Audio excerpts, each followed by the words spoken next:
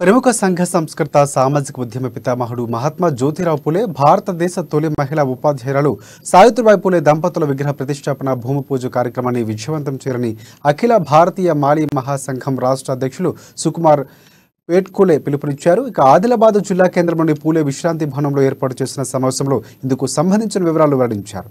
తలమడుగు మండలం బరంపోరు గ్రామంలో ఈ నెల 5న ఉదయం 10 గంటలకు పూలే దంపతుల విగ్రహ ప్రతిష్టాపన భూమి పూజ కార్యక్రమం ఉంటుందన్నారు.